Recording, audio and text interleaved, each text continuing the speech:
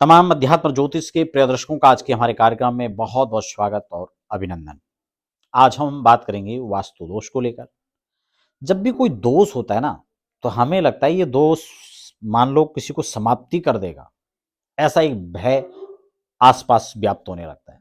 मैं हमेशा कहता हूं, भय खाने की आवश्यकता नहीं, भ्रम में पड़ने की आवश्यकता नहीं, डरने की आवश्यकता नहीं है, बल्कि उसको समझकर उसके समाधान की ओर हमें बढ़ना होता है। तो ये वास्तु दोष कई प्रकार से हो सकते, कई दोष बनते हैं, इसमें दोष उसमें दोष।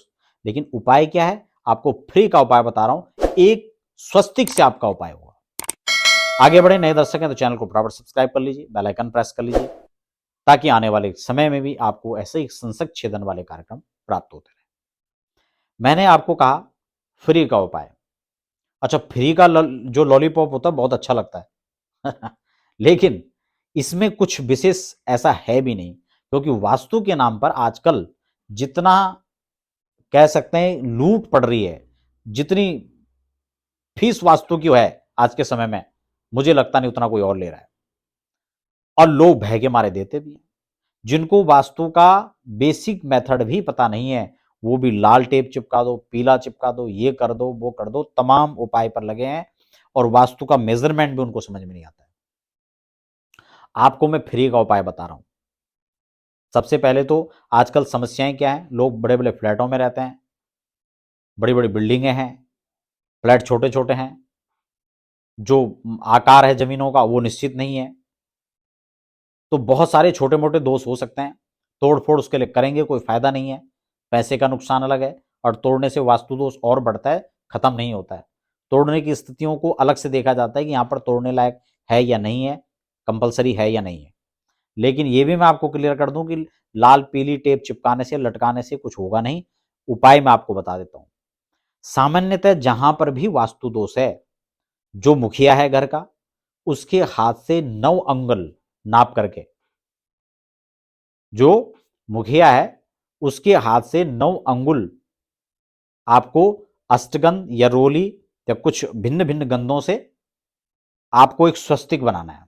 उस स्थान पर घर के मुख्य द्वार पर बना दें, उसकी पूजा करें, और फिर जिस स्थान पर दोष है वहां पर स्वस्तिक को बनाएं। मालिक अपने हाथ से 9 उंगल की मात्रा में इसको बनाएं। नहीं है, आप वास्तु शांति कर रहे हैं, तो आप ब्राह्मण देवता से उसको बनवा लें। आकार आप अपने हिसाब से रखें, या फिर अगर आप किसी आचार्य ब्राह्मण के द्वारा बना रहे हैं तो उसको अंदाजे से ही बनाया जा सकता है, उसमें कोई दिक्कत नहीं, क्योंकि वो वेद मंत्रों से उसको प्रतिष्ठित करेंगे। तो एक स्वस्तिक मात्रा आप उस स्थान पर बना लीजिए जहां पर आपको दोष नजर आ रहा है। बाकी और डीप आप आगे बढ़ना चाहते हैं तो वास्तु शांति उसके लिए प्रॉपर जो विधान है, क्योंकि उस 32 देवताओं को समझकर किस भाग में किस खंड के अंदर वो दोष बन रहा है, उस देवता के प्रॉपर मंत्र जप करवाने से वहां पर एनर्जी आप जो है जनरेट कर सकते हैं। जो वहां पर दिक्कतें हैं, जो उस स्थान पर नहीं होना चाहिए वो चीज वहां पर है, तो उसका समाधान आप इस हिसाब से कर सकते हैं।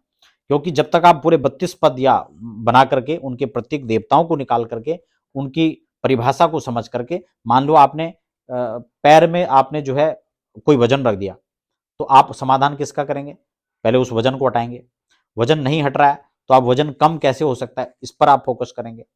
या वहां पर आपने गड्ढा कर दिया, वहां पर आपने तोड़ दिया, वहां पर कोई अनैतिक चीज बना ली, तो उसके लिए आप वहां पर उस बिंदु पर उसके लिए समाधान करेंगे, उस बिंदु का उपाय करेंगे, न कि अदरवाइज और चीजों को आप हटाएंगे। तो इस हिसाब से आप स्वस्तिक के द्वारा कई सारे दोषों को समन कर सकते हैं।